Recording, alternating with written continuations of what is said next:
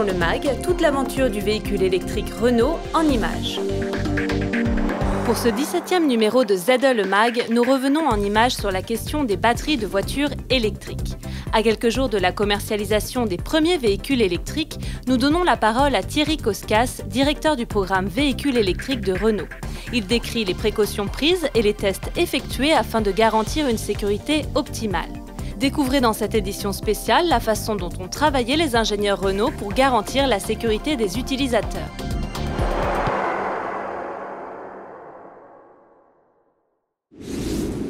Ce que nous avons à faire, c'est deux choses. D'abord, c'est de s'assurer qu'une batterie, quand on recharge le véhicule, ne va pas se mettre à aller en surcharge et ne va pas se mettre à monter en température. Donc là, on a mis en place des dispositifs techniques qui permettent de s'en assurer.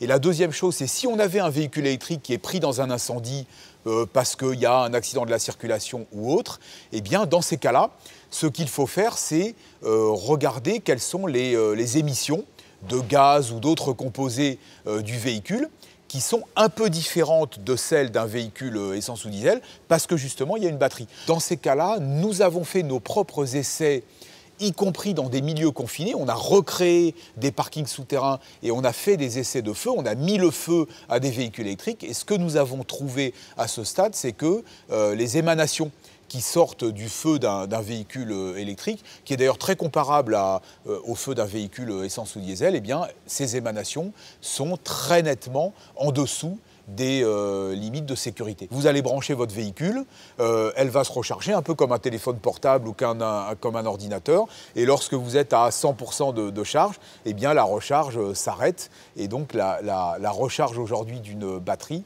ne pose strictement aucun problème de sécurité. Nous préconisons Renault de mettre en place une prise spécifique chez soi qui sera installée par un installateur agréé et donc ça permettra d'avoir chez soi une installation de recharge qui est parfaitement conforme à la réglementation. Ça restera possible évidemment de se recharger sur une prise domestique. Simplement, comme on sait qu'il y a souvent dans des maisons des installations un peu vétustes, etc., ce que nous avons fait, c'est que nous avons limité la vitesse de charge lorsque j'utilise une prise domestique. Donc c'est un peu plus long que si je mets en place la prise dédiée que nous préconisons, mais ça restera possible et ça restera possible en toute sécurité. Il n'y a pas de risque d'électrocution parce que la batterie et la chaîne de traction électrique est totalement isolée, évidemment isolée de l'habitacle, isolée des passagers. On a même fait des tests très sévères qui consistent à faire passer la voiture dans des énormes flaques d'eau, dans des gués, des profondeurs d'eau de 80 cm, voire 1 mètre, et on s'assure que même dans ces cas-là, la batterie qui est totalement étanche, eh bien, ne provoque aucun court-circuit. Nous serions très favorables à ce que la réglementation du véhicule électrique évolue et se sévérise. Je pense que c'est l'intérêt de tous. Alors, nous, Renault, nous mettons sur le marché des véhicules totalement sûrs.